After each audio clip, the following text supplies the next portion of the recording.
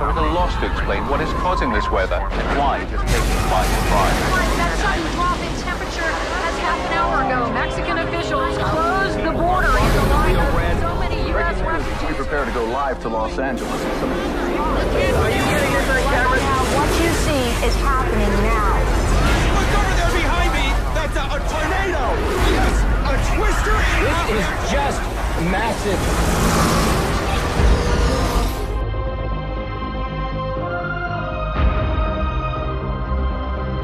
It's been dormant for 400 years. That is until 2010 when it started erupting again. And residents there have been reporting on increased activity there for the past few weeks and getting some very scary imagery just like this. So it's a serious situation.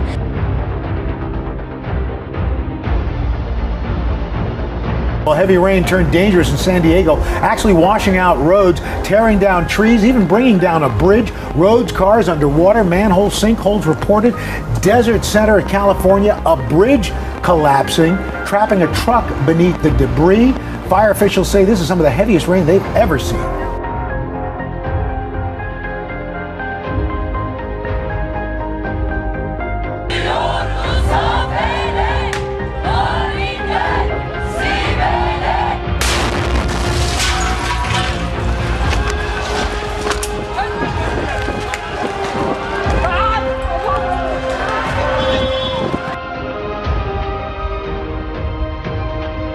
Well, there was actually snow atop Mauna Kea on the Big Island in the middle of July.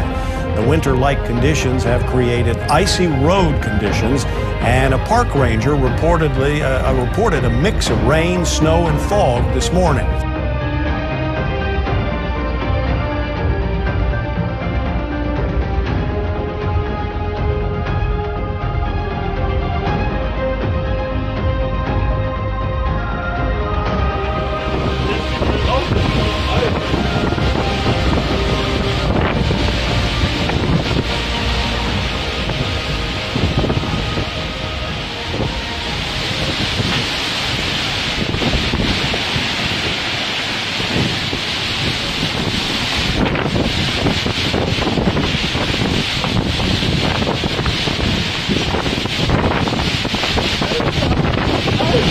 Die Bäume hast gleich Alter. Oh, der schreckt nicht für euch, Alter. Für euch. Der spritzt runter.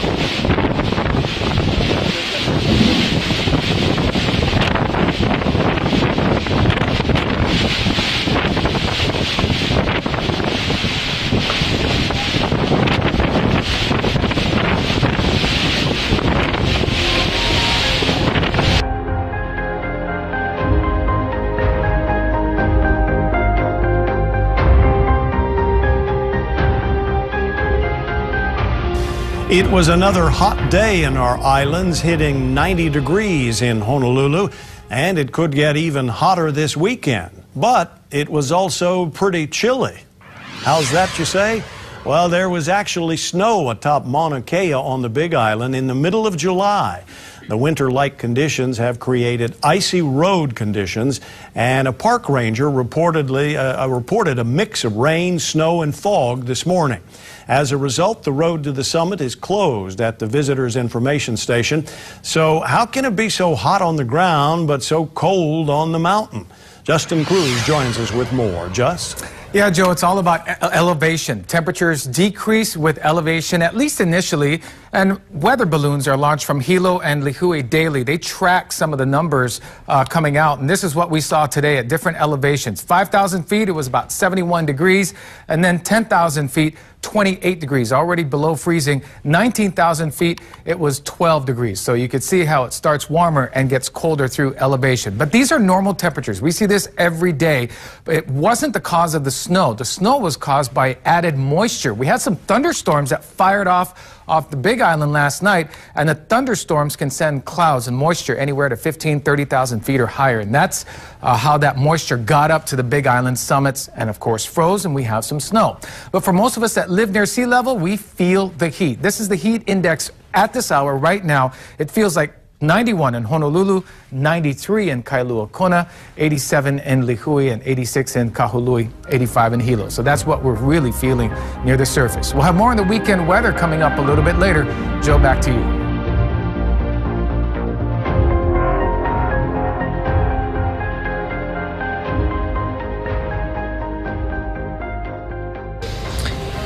And this is a live picture of that breaking news story we first told you on News Channel 3 at the top of the news. This is called the North Fire. Look at those burned cars on Interstate 15 in San Bernardino County. This is the Cajon Pass, the main route to Las Vegas. This is all connected to a 2,000-acre fire that broke out this afternoon. It's burned dozens of vehicles. We have the numbers of 50 to 75 vehicles that are on the freeway there. Dozens are burned. Others are just stranded there. So far, no one has been harmed by the flames. It was burning in the median just north of State Route 138, according to Caltrans. What was interesting about this, and you see aircraft flying now, but earlier some of the airplanes, the air tankers, had to be grounded because a drone was spotted in the area, and the protocol calls for those air tankers to come down when the drones are in the area because they fear that there could be a collision. And the live shot you're looking at are water-dropping helicopters that have been making targeted drops right on the vehicles, whereas the air tankers have been cutting a line. You see over to the right of the screen there, that orange Phos-Chek line, which is creating a cooling off area for the fire. If it gets there, it won't be as much.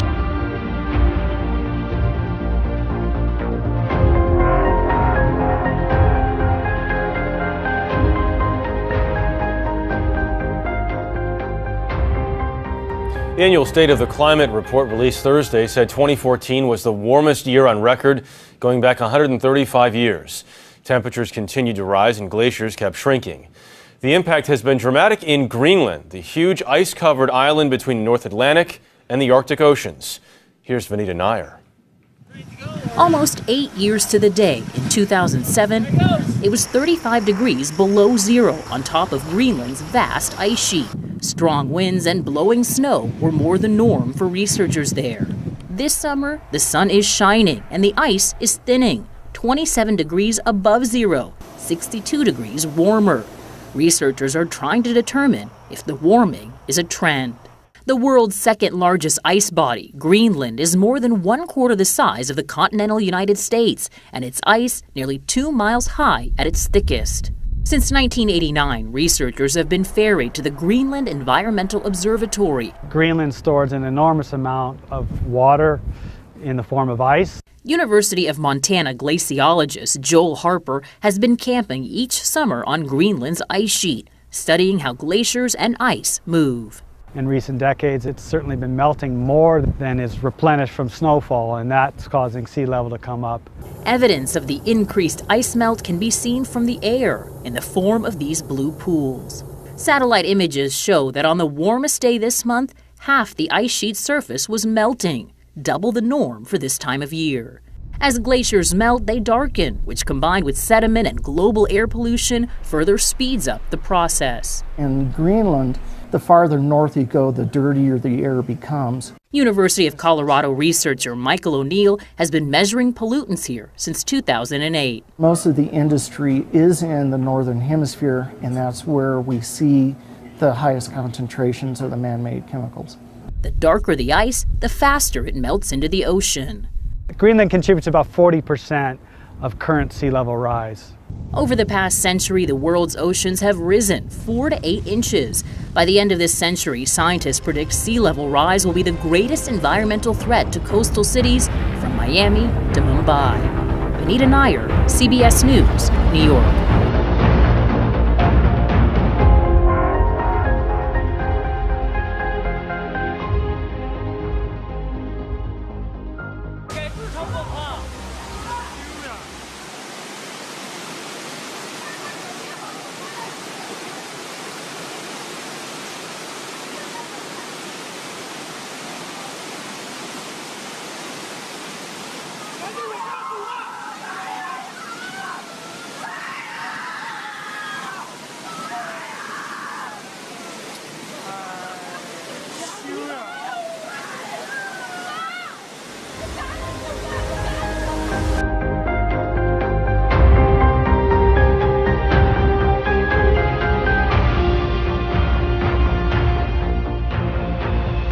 heavy rain turned dangerous in San Diego, actually washing out roads, tearing down trees, even bringing down a bridge. Roads, cars underwater, manholes, sinkholes reported. Desert Center, California, a bridge collapsing, trapping a truck beneath the debris. Fire officials say this is some of the heaviest rain they've ever seen. I've worked here for almost 17 years, and I've seen that Alvarado Creek fill up and get pretty high and flowing really good, but never to the point where it got this high and coming over the road and almost into the trailer parks. San Diego seeing more rainfall than it's ever seen in the month of July. I-10 still closed just outside of Palm Springs because of a 30-foot chunk of bridge collapse.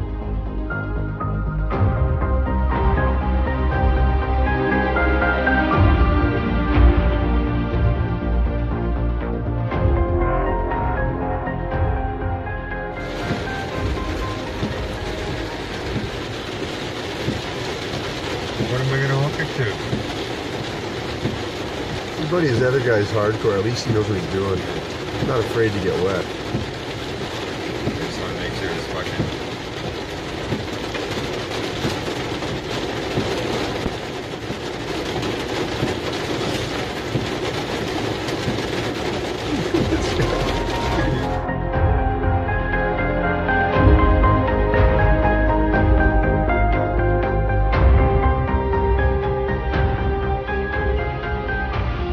Clean up the mess left behind by the area's first tornado in nearly a decade.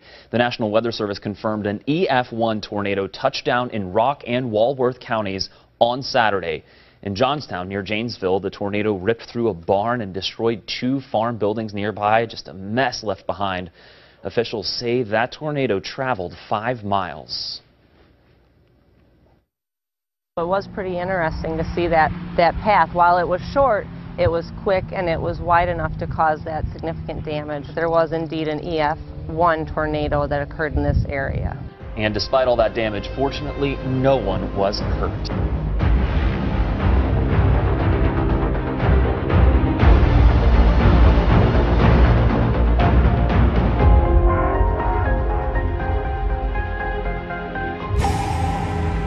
If you are as fascinated by volcanoes as the rest of us are here at the Weather Channel, you must feast your eyes on this. This is from Mount Sinabung in Sumatra, Indonesia. Now, this volcano sits at more than 8,000 feet tall and has been dormant for 400 years. That is until 2010 when it started erupting again. And residents there have been reporting on increased activity there for the past few weeks and getting some very scary imagery just like this. So it's a serious situation. Another volcano that we wanted to bring you, time-lapse video of this out of Colima, Mexico.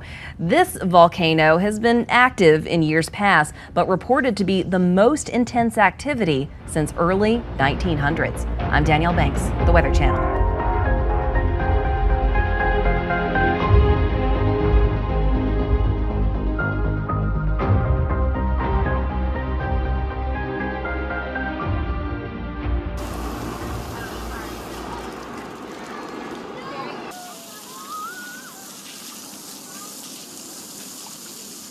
On a hot day, honestly, this is the only thing to do. Otherwise, we'd go inside to like the Children's Museum, perhaps. Here, the summer is so hot and winter so cold. But it's better, it's better.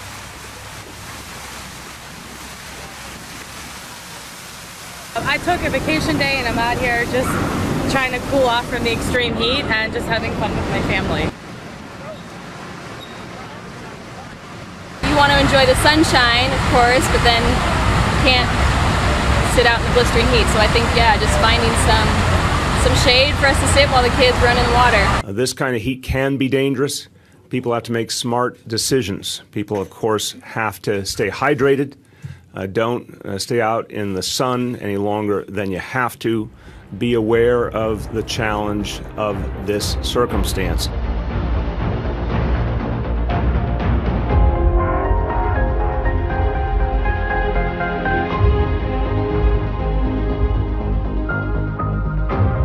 Of locations around Kern County that were inundated with flooding and mudslides overnight. In some areas, emergency crews simply bracing for a possible repeat today. 23 ABC's Laura Acevedo joins us live from an area southeast of Bakersfield where the water is still flowing. Laura. Thanks, Mike. We're out here on Tejon Highway and Mountain View Road, where, as you can see, the water is still flowing pretty quickly from that storm that came last night. Water is flowing. I don't know if you can see these people out here. They are doing everything CHP wants you not to do.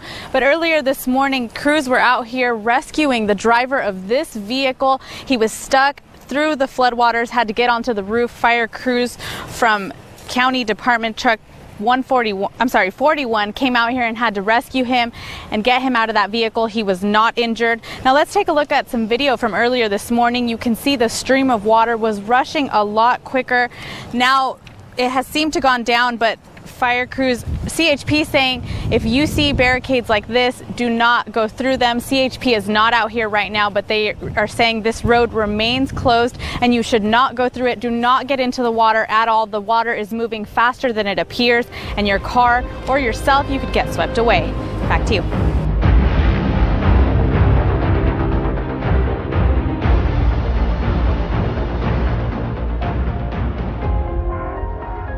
A bomb ends up on a Bay Area beach. This morning, ABC News is looking into how it got there and why something like this could happen again.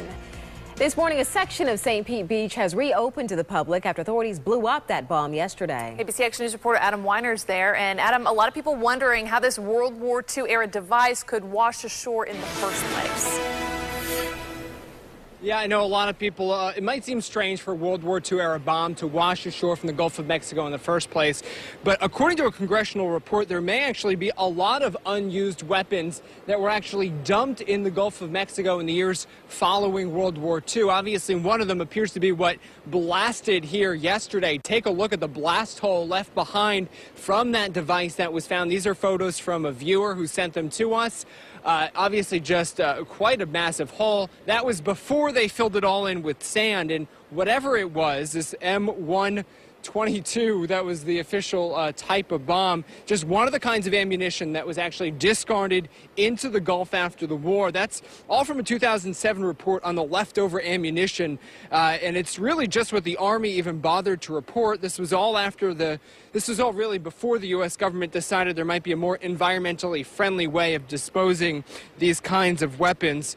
Obviously some of them could be very toxic. Now, authorities tell us that the one that washed ashore just yesterday is not toxic, and all that's really left behind is just this dark residue you can see here right on the sand here. The MacDill Air Force Base experts telling us that it's safe, and a lot of this residue is eventually just going to wash right back into the Gulf, but it's fine. We've seen beachgoers walking by, checking it out this morning, just very curious. But the authorities again telling us there's really nothing but just leftover residue here on the sand. Back to you in the studio.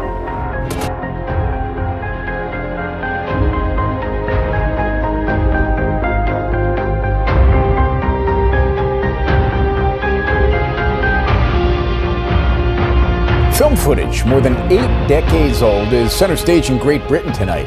The newspaper The Sun has published images of Queen Elizabeth as a little girl performing a Nazi salute. And as Jonathan Vigliotti tells us, Buckingham Palace is firing back. The home video obtained by British tabloid The Sun shows the young queen and her sister waving to the camera in their garden 82 years ago.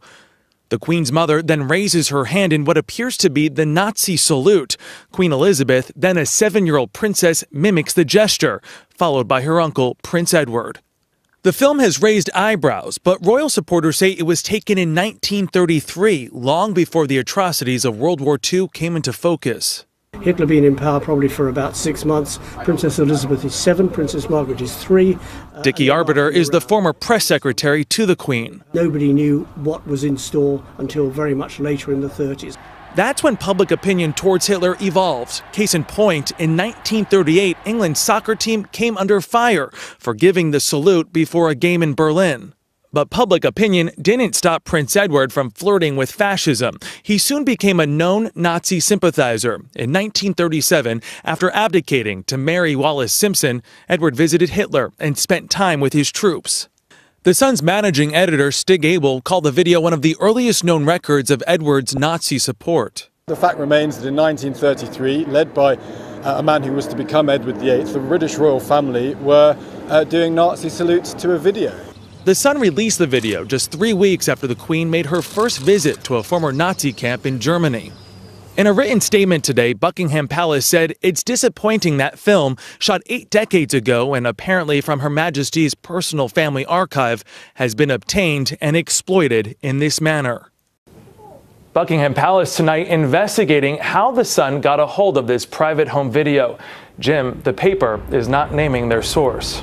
Jonathan Vigliotti covering for us tonight in London. Thank you.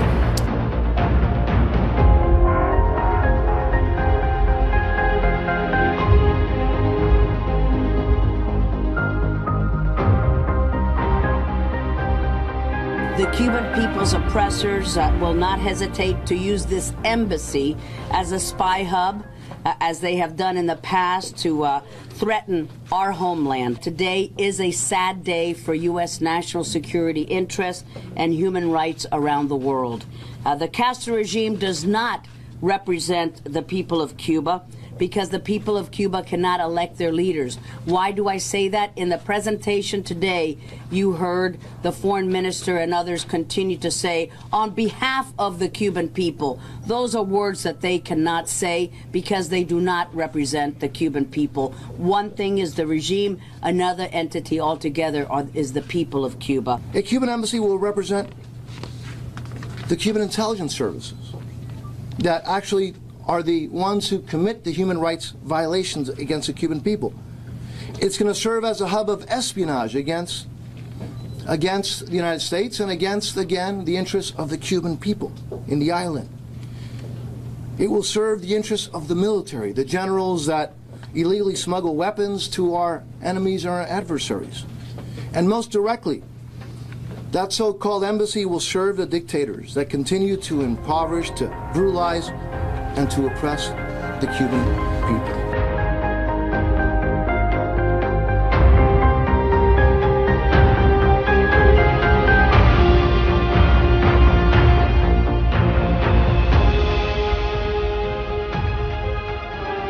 Bize kolay gelsin yoldaşlar.